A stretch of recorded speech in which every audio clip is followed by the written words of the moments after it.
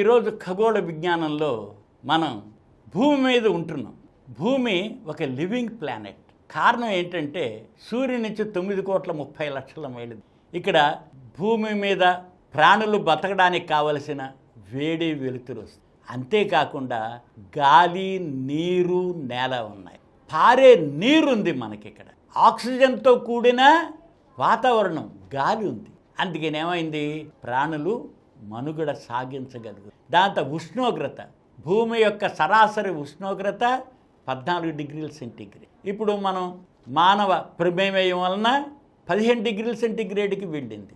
ఇంకొక 1.5 డిగ్రీ కనుక పెరిగినట్లయితే ప్రాణులు ఒక్కొక్కటి అంతరించిపోతాయి.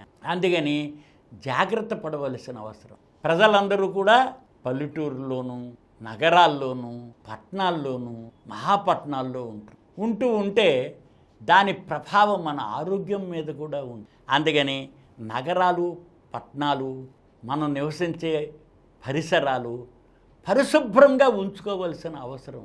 ఈ పరిశుభ్రంగా ఉంచుకోవడానికి మనం చేయవలసిన పనులు ఏమిటి, జాగ్రత్తలు ఏమిటి అంటే, మనం ఎన్నుకున్న స్థానిక సంస్థలు చేయవలసిన పని ఏమిటి అంటే, ప్రజల యొక్క ఇంటర్వెన్షన్, ప్రజల యొక్క దాని గురించి ఆలోచిస్తేనే మార్పు వస్తుంది. అందుకని మనం నివసించే పరిసరాలు, పట్టణాలు, నగరాలు పరిశుభ్రంగా ఉండి ఆరోగ్యంగా ఉండాలి.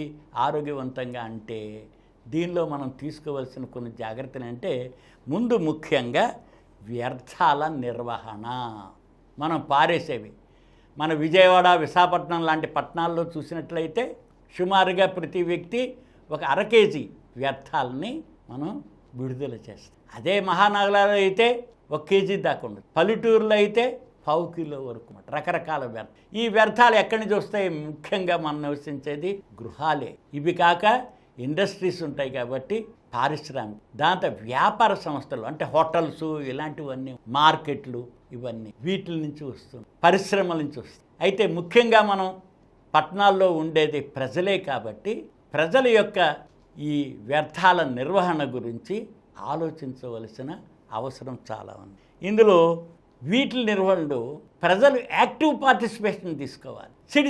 Citizens role. A good citizen ఏమిటి, సిటిజన్స్ ఏమిటి అంటే వాళ్ళు నివసించే పరిసరాలు, వాళ్ళ పట్టణాలు, వాళ్ళ నగరాలని పరిశుభ్రంగా ఉంచుకోవడం. ఎందుకని అనారోగ్య పరిస్థితులు వస్తాయి. బ్యాక్టీరియా దాంతో వైరల్ ఫీవర్లు ఇవన్నీ మనకి సంక్రమిస్తాయి. రోగాలు చాలా వరకు. మనం పీల్చే గాలి, దాని తర్వాత తాగే నీరు, తినే ఆహారం పరిశుభ్రంగా ఉండవలసిన అవసరం. ఇవి ఉండడానికి చాలా ఏంటంటే పీపుల్ యాక్టివ్ రోల్స్ తీసుకోవాలి. దానిలో ఏంటంటే మనం వ్యర్థాలు పారేయడానికి ఎక్కడ పెడితే ఎదురుకు పెంట కుప్పలు అనేవాళ్ళం.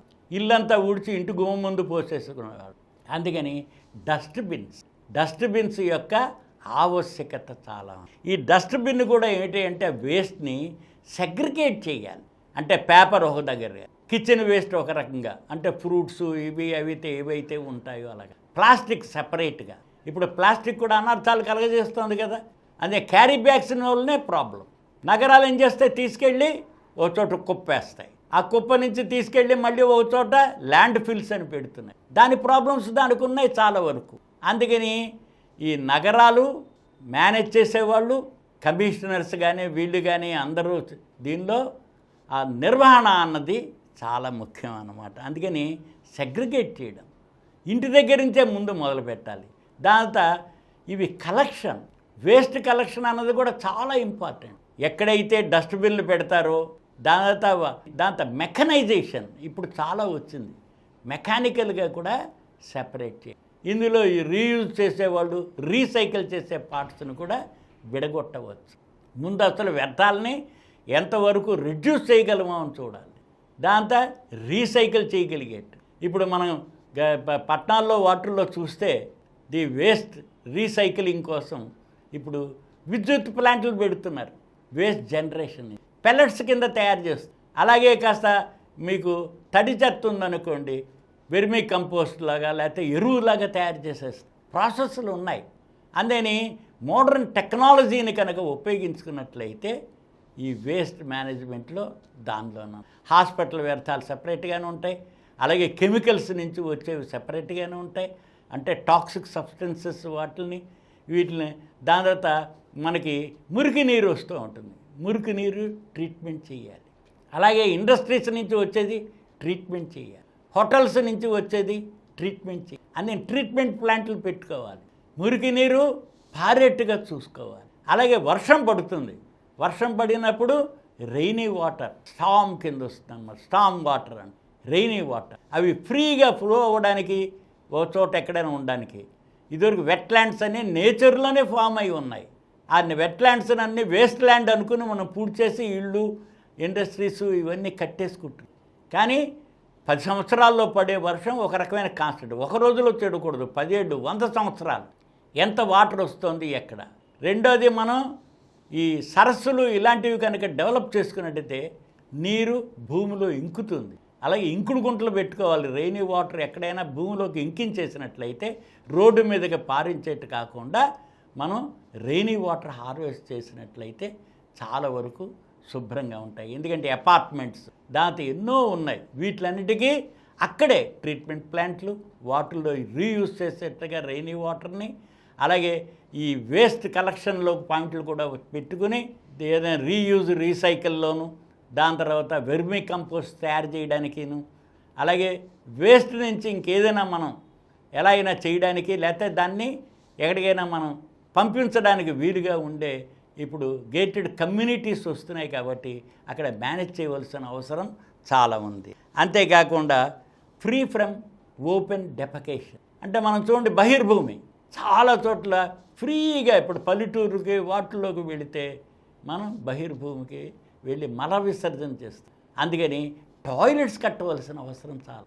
రెగ్యులర్గా యూరినల్స్ టాయిలెట్స్ ఫ్రీక్వెంట్గా పెట్టాలి. దాన్ని యూజ్ చేసేట్టుగా ప్రజలు చూడాలన్నమాట. అందుకని శానిటేషన్, ఈ శానిటేషన్ వర్క్స్ అన్నీ కూడా దీనిలో కూడా పీపుల్స్ రోల్ విపరీతంగా ఉంటుందన్నమాట.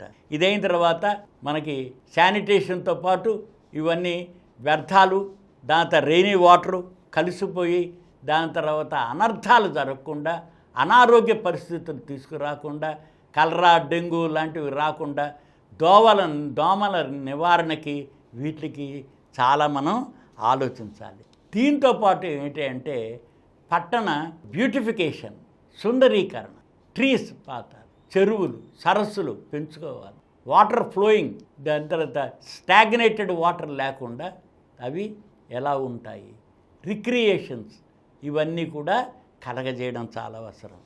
ట్రీస్ ఎందుకనంటే అవి లంగ్స్, పట్టణాలకి ఊపిరితిత్తులు లాంటివి. అందుకని ట్రీ ప్లాంటేషన్, దాని తర్వాత ఫారెస్ట్, మ్యాన్మేడ్ ఫారెస్ట్ డెవలప్ చేయడం. ఆ ఫారెస్ట్ దీనిలో ఆ ట్రీస్ ఎక్కడైతే ఉంటాయో మనం వన మహోత్సవాలు ఇవన్నీ జరుపుకుంటున్నాం, ఫంక్షన్స్ జరుపుకుంటున్నాం, అక్కడ కూడా పెట్టుకునేట్టుగా చేయాలి. ఎప్పుడైతే వెళ్ళాం కదా పారేయడం అని కాదు, సిటీని శుభ్రంగా ఉంచుకోవాల్సిన అవసరం ఉంది. కాబట్టి డస్ట్బిన్స్ ఉపయోగించాలి, దాంతో ప్రాపర్ డిస్పోజల్ చేయాలి, దాంతో కలెక్షన్ కూడా ఆ రకంగానే ఉండాలన్నమాట. ఈ రకంగా చూసినప్పుడు మనకి మనం నివసించే ప్రదేశాల్లోనూ వాటిల్లో ముఖ్యంగా రకరకాల ఈ ట్రీట్మెంట్ ప్లాంట్స్ టెక్నాలజీ ఉపయోగించి వచ్చింది. కాబట్టి ఇవన్నీ దాంతో ఎడ్యుకేషన్, వీటన్నిటి గురించి యంగర్ జనరేషన్కి, యూత్కి ఎడ్యుకేట్ చేయవలసిన అవసరం చాలా. పరిసరాల పరిశుభ్రత, మన పట్టణాలు కానీ నగరాలు కానీ మనం నివసించే ప్రదేశం కానీ మనకి కలిగించే అనర్థాలు అన్నిటి గురించి మనం చర్చించుకుని దాని తర్వాత ఎడ్యుకేట్ చేసుకున్నట్లయితే మనం నివసించే ప్రాంతాలు చాలా పరిశుభ్రంగా ఉంటాయి. ఈ కార్యక్రమం మీకు ఎంతో నచ్చింది కదా.